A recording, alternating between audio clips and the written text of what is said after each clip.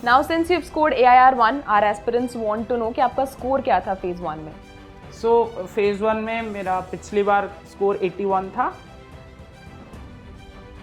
Now what resources exactly you used for preparing for this phase 1 and for its preparation basically? For GA, I followed 5 months of current affairs from different sources. Most of the aspirants say that ma'am, quant reasoning is very much tough. They find it very tough to approach it. There are still topics within them that are doable in a short span of time and can yield high return in the examination. So now I would like to ask you about the significance of the PYQs basically. Definitely it plays a big role, because more than anything else it helps you identify the kind of questions that are likely to come from different topics. So welcome to the second part of the video. In the first part, we asked Tanay a lot about his strategy, his mindset, what he used to keep while preparing for this particular examination. So if you have missed out the part 1 of this video, so of course you can first visit that and then you can come to the part 2 of this particular video. Because in second part, we are now going to dive deep into his strategy about phase 1, what all resources he used for this phase 1 preparation. So could you please briefly introduce about yourself, that what resources exactly you used for preparing for this phase 1 and for its preparation basically? So in my opinion, phase 1 is all about playing to your strengths. When clearing the overall cutoff, what helps is focusing more on your strength and boosting up the score, while being reasonably proficient in all the subjects, so as to not be stuck due to the sectional cutoff. So my resources were for QRE. I was already very proficient to begin with. So here I only appeared for mock tests and made a repository of my mistakes and kept improving upon them from every test to the next. And for GA, I followed 5 months of current affairs from different sources. I followed compilations from different institutes, and here I also used Oliveboard's YouTube channel extensively, for example covering budget, economic survey, the top 100 MCQ series that you guys were doing. So these were my sources basically for phase 1. Okay. So Tanay, most of the aspirants have this doubt कि ma'am phase 1 and जो phase 2 का जो preparation है, can we do it along? Or most of the aspirants say that ma'am phase 1 ka preparation we'll do it separately, and whenever we'll appear for phase 1, and then when we are appearing for phase 1, then we'll separately start for phase 2. So how did you prepare for it? Like, were you going comprehensively along with both of the preparations, or separately aapne jo prepare kara? So what was yours? I think this strategy is personal to everyone based on their strengths. For me, since phase 1 was relatively easy due to QRE, so I focused on phase 2 preparations, and I allocated 70-30 time until before 1 month of the examination. 1 month before phase 1, I switched it, and 70% of my time went to phase 1 and 30% to phase 2. So this was my strategy. So you were just saying that before preparing for phase 2 examination, you prepared it. You specifically prepared for phase 2. Yeah. So you entirely covered your ESI finance management in 1 month only. This is what you are saying. Yeah, for phase 1, yes, but I was already studying the GA portion with the phase 2 as well, and also there is a overlap in the ESI section. So government schemes, reports, budget, economic survey, these things are common to both phase 1 and phase 2. So those can be done comprehensively both from descriptive and objective point of view in one go, so as to get maximum return from your hard work. And I believe you were preparing for UPSC also, right? Yeah. So I think that too has helped a lot in your preparation of your current affairs and in your ESI also.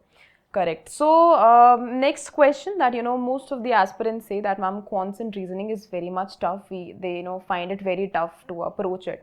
So you just mentioned that it was an easy task for you, but what all you can say to our aspirants just to help them कि वो भी जो quant reasoning है उसको easy way में लेके जा सके. So what exactly suggestions that you can give to our aspirants here? So assuming quant and reasoning is not the strong suit of a particular candidate, there are still topics within them that are doable in a short span of time and can yield high return in the examination. For example, if I were to talk from reasoning, there is blood relations, there is direction sense, even syllogism. If you once understand the concept, then you can pretty much solve 80% of the questions that come from that topic. So these are certain high yielding topics that will help you clear the sectional cutoff in the examination by picking the right questions, and after that you can target more difficult questions. Here again, mock tests play a very important role. When starting out with a topic, sectional mock tests or MCQs of that particular topic should be solved in a timed manner so as to improve your score day by day and get a hang of the topic before going into full length tests, which are basically a platform to stimulate the exam environment and correct your mistakes in an exam like setting. So you just mentioned about the high yielding topics, right? So how did you get to know about them? Like what all activities did you do just to get to know that what are the high yielding topics there? So even before going deep into the syllabus and the topics, what I did was I attempted 2 or 3 mock tests, free mock tests, even one on Oliveboard platform, to understand the nature of questions that are coming and the topics that are easily solvable or that could be easily picked up by me through little effort. So after understanding those topics, there are topics in reasoning, for example, direction sense, blood relations, even syllogism. There are topics in quant, simplification, percentage, ratio. These are topics that can be easily picked up by someone who does not have a background in maths and reasoning. So these topics need to be prioritized first so as to clear the sectional cutoff. In quant, maybe 6-7 questions, in reasoning 10-15 questions, and after that one could go into more complicated topics like puzzles in reasoning or DI in quant, because these topics require a sustained investment in terms of practice, and even after that it sometimes becomes difficult to pick up the right questions in the examination, and these questions also consume a lot of time, 10 minutes or so, and if you are not able to crack the code to these questions, then it significantly hurts you in terms of your morale, and of course the time factor is always a hindrance. So of course an aspirant needs a lot of preparation, a lot of you can say a lot of efforts and a lot of preparation just to solve those, so that an aspirant can sustain in that particular environment when he is sitting there in that examination hall, and he's just not bothered after watching the question that now I'm not able to solve that. So you need a lot of preparation, right? So now you have just told me कि mock test आपने सबसे पहले दिए, then you got to know that these are the high yielding you can say questions that have high chances that ये जो है वो paper में आ सकते हैं. So now I would like to ask you about the significance of the PYQs basically. So what do you think कि वो कितना ज़्यादा role play करते हैं आपकी preparation में? Definitely it plays a big role, because more than anything else it helps you identify the kind of questions that are likely to come from different topics and prepare those topics from those lenses. Because the same topic from reasoning, let's say blood relation, there can be a multitude of questions, multitude of types of questions based on the examination. There can be puzzles from blood relations also. So by looking at the PYQ, you can understand the nature of questions that you need to target during your practice and the level of questions essentially, so that you are able to be exam ready by the time phase 1 comes. So हमने बहुत ज़्यादा in-depth बात कर ली. Now coming to an interesting part. Now since you've scored AIR-1, our aspirants want to know कि आपका score क्या था phase 1 में? So phase 1 में मेरा पिछली बार score 81 था, and this time this was 88. The breakup was I did most of the heavy lifting in English, which I would like to stress is a low hanging fruit as far as this examination is concerned. Both times English में मेरे 25 से ऊपर थे. This time it was 27.5. In GA I scored 30, which is not very good, but it was doable. And in quant I scored 12, and in reasoning around 18, 19, 20. So this. So you people can have an idea कि AIR-1 बनने के लिए आपको कौन से part के ऊपर ज़्यादा स्ट्रेस देने की ज़रूरत है, and which you can also you can just leave that part out. जो भी टफ वगैरह लगता है you can leave that part out also. Now I would like to come on GA part कि जो हमारा general awareness है वो बहुत ज़्यादा that is current based questions जो है वो ज़्यादा पूछे जाते हैं. So what do you think that how your preparation went with it, what all you prepared for it, and what all resources did you go through just for the preparation of general awareness? So GA was particularly challenging and new for someone like me who comes from an engineering background. So first of all I decided that my philosophy would be that I would never follow any primary source, be it newspapers, reports, economic survey, budget, since there are competent people like you who are distilling it and deriving exam relevant content out of it and providing it to me. So I do not need to study the actual reports that are very time consuming and requires a mental investment also to derive exam related content. So I always relied on secondary sources. I followed 5 months of current affairs because that was the one that that was what I could comfortably do with the time that I had, and also it covered most of the questions that came in the examination. Apart from that, reports, especially the one that are mentioned in the syllabus, for example, RBI's report on currency and finance, RBI annual report, financial stability report, World Bank's World Development reports. So these are the reports that are mentioned in the syllabus itself. Of course, not to mention economic servant budget, very, very important. So those need to be completed comprehensively from both objective and descriptive point of view, and that can be done simultaneously. So I followed online resources for this. Here, especially Oliveboard's YouTube channel was very, very helpful for me. The top 100 MCQ series from different reports, and the explainer videos, the 7-minute, 8-minute explainer videos that you guys put out. So those are very, very helpful to me, and I studied all those reports simultaneously for phase 2 and phase 1. So were you like following compilations or what? Like were you revising it on a regular basis, or you were just revising it through the compilations only? Compilations only, monthly compilations I did, and after that I also followed the MCQ series on PIV that you put out to check my understanding and recall in those subjects. अब एक aspirants को बहुत ज़्यादा question रहता था ने कि हम जो जनरल अवेयरनेस है, फिर यू कैन से जो करंट अफेयर्स है, हम उसको रिवाइज कैसे करें, and how we can connect it with the static portion so that we can bring more productivity and more quality to our answers also. So what is your advice on it? So basically, the data and facts that we encountered in course of our preparations, I divided it into 2 segments. First, the descriptive part, the data points and facts that I would remember and reproduce in my descriptive answers. And second, so all the facts and figures that I only needed to develop a pattern recognition for to be able to solve MCQs. So for the descriptive section, I made different notes on different topics like 30 topics, financial inclusion, gender equality, public debt. So all those things, and I picked out 2 or 3 important facts and figures there, and then I used to revise them periodically with spaced repetition, active recall, trying to close the notes and then recall to see and test my understanding and recall value in those questions. And as far as the other kind of data and facts are concerned that are primarily required from an MCQ point of view, one needs to make peace with the fact that you would not be able to remember everything that you encounter. And frankly, I don't think even the exam demands that. So you should practice MCQ. And also when you study them repeatedly through revisions and etc., so you would develop a subconscious understanding of that. That would help you make intelligent guesses in the examination.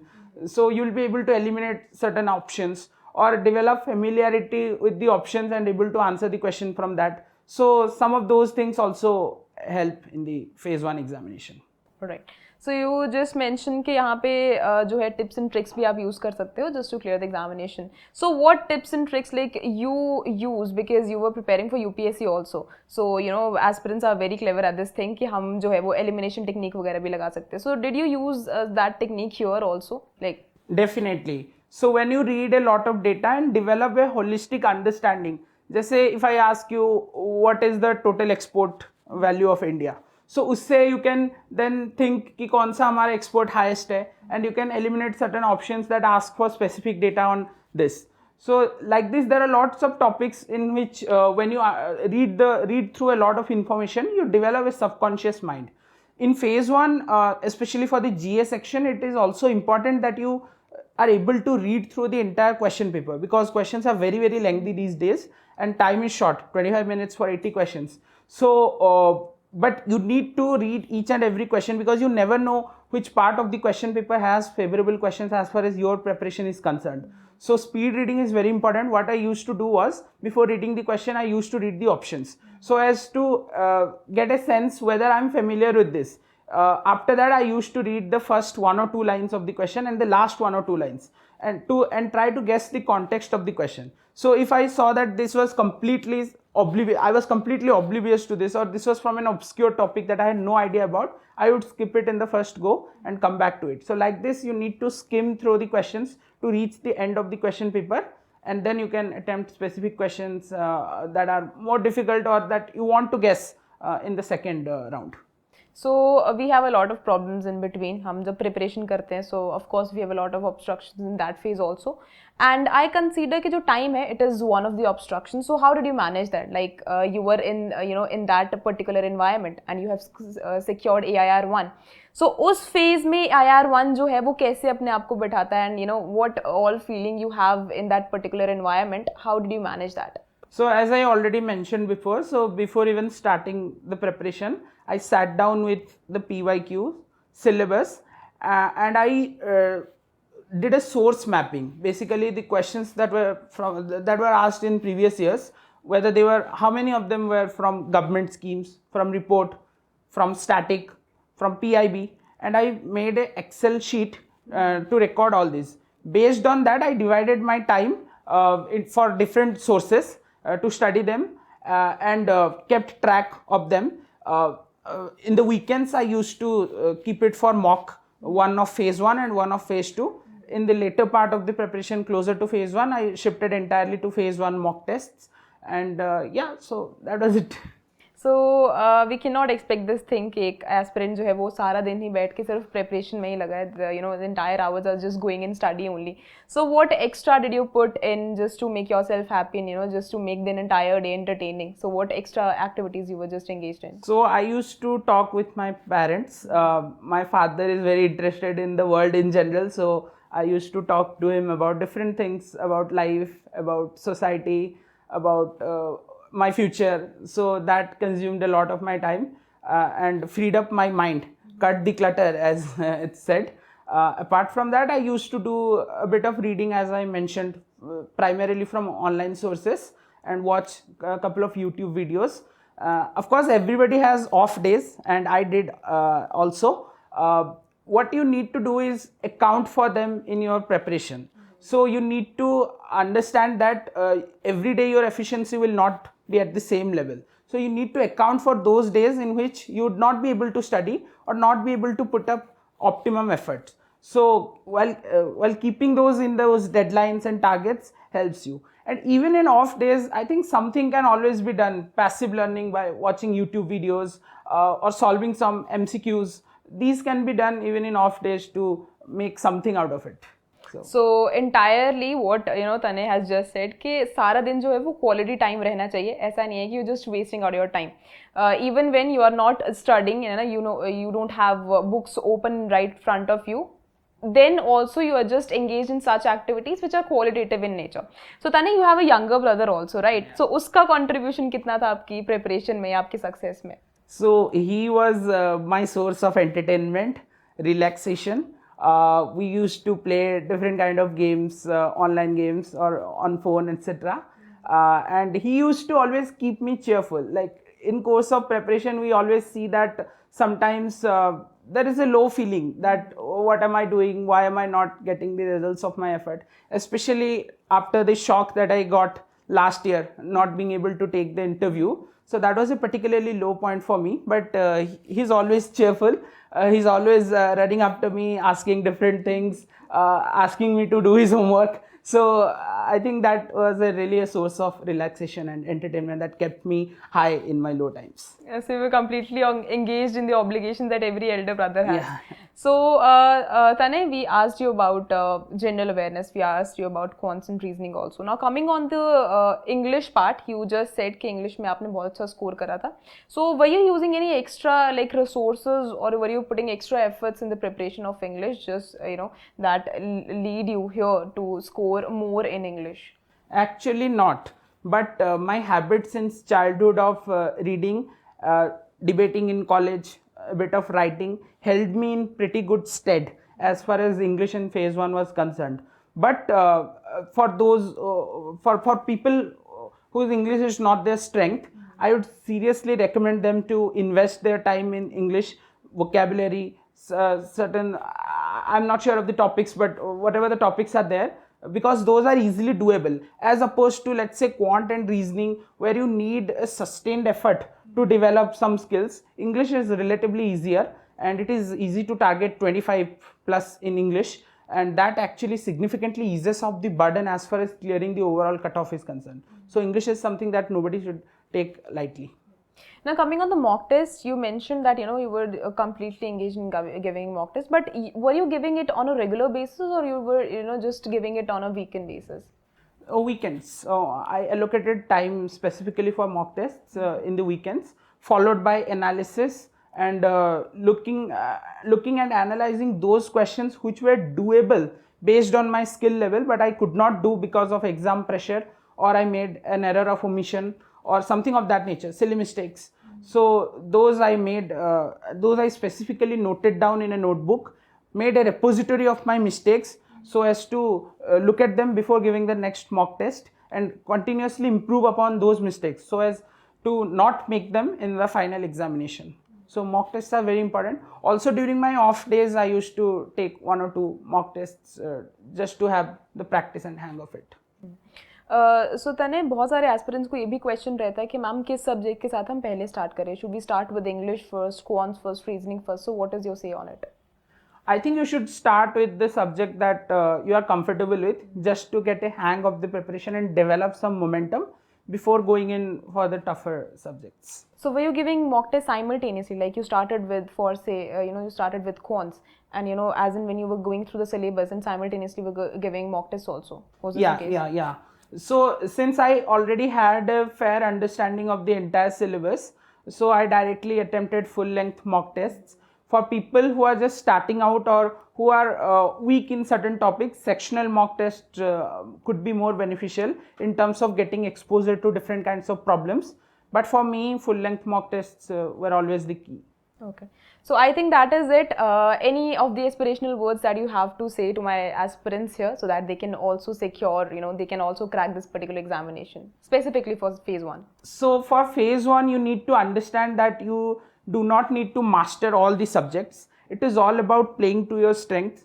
Be reasonably proficient in each of the subjects to clear the sectional cutoff, but develop strengths. This is very, very important. Either you could develop strengths in GA part by reading current affairs and analyzing different kinds of questions that are coming, going through the nitty-gritties of government schemes, reports, that would help you boost your score there. Or you can target QRE. I think English is something that definitely everybody should focus on. But even if you are able to develop good strengths in quant and reasoning, it would be enough to get you very close to the overall cutoff. So thank you, Tanay. This was such a qualitative conversation on phase 1. So this comes to an end of part 2 of the video. And of course, in the 3rd part, we'll discuss entirely and comprehensively about the phase 2 part. So till then, stay tuned with us. I'll meet you in the 3rd part. Thank you.